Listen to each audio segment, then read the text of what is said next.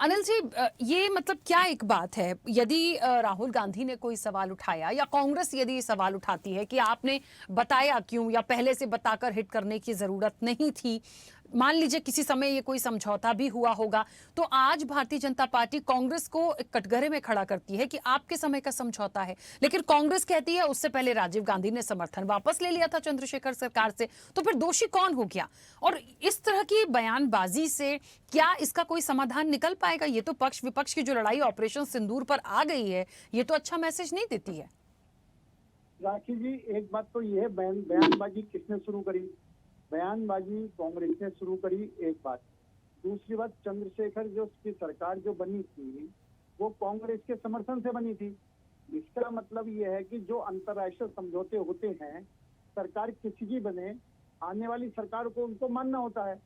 आप ये कहें कि आपने जिस सरकार को समर्थन दिया उस सरकार की सोच इतनी गिरी हुई थी कि उन्होंने गलत फैसले लिए, और जब गलत फैसले लिए तो आप तो उसको समर्थन आप उसको कर रहे हो। जिस पार्टी को, जिस दल को आप समर्थन कर रहे हो, जिनके को आप प्रधानमंत्री चुन रहे हो, अगर वो उस योग्य नहीं तो आप उनको समर्थन क्यों कर रहे हो?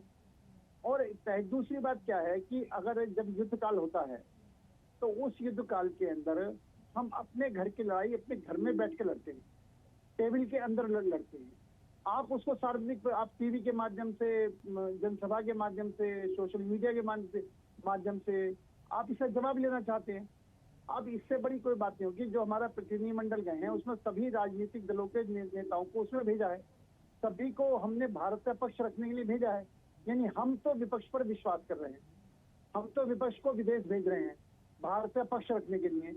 लेकिन दूसरी तरफ जो अपने आप को विपक्षी नेता कहते हैं, विपक्षी दल के नेता होने के नाते अपनी बात कहते हैं, वो बिखराव की बात कर रहे हैं, वो मन मुटाव की बात कर रहे हैं, वो विचारधारा का मतभेद की बात कर रहे हैं।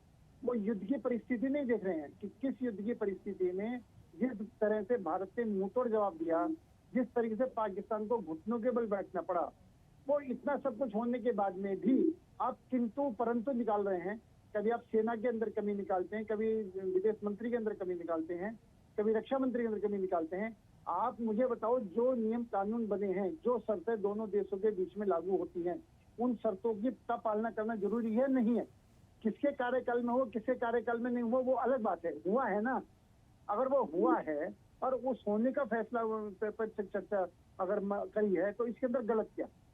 आप सेना का मनोबल गिरना चाहते हैं, आप देश की जनता का मनोबल गिरना चाहते हैं, आप पाकिस्तान का मनोबल बढ़ाना चाहते हैं। यही सबसे बड़ा दुखद परिणाम है, यही सबसे बुरी बात है। ठीक है। जिस तरीके से युद्ध के समय में राहुल गांधी ने कहा कि हम पूरी तरीके से देश के साथ खड़े, एक मजबूत संदेश दिया है, उस संदेश को ये अपने बयानों से खराब कर रहे हैं, अपने आप को ही खराब कर रहे हैं। देश की जनता वो कोई सुनने को तैयार नहीं है जो देश के खिलाफ आवाज जा रही है, जिसका फायदा पाकिस्तान को मिले, जिसका फायदा चीन को मिले, जिसका फायदा विदेशी ताकतों को मिले, या जिसका फायदा आतंकवादियों को मिले। अगर वो भाषा हम बोल रहे हैं तो कहीं ना कहीं वो देश हित में नहीं है।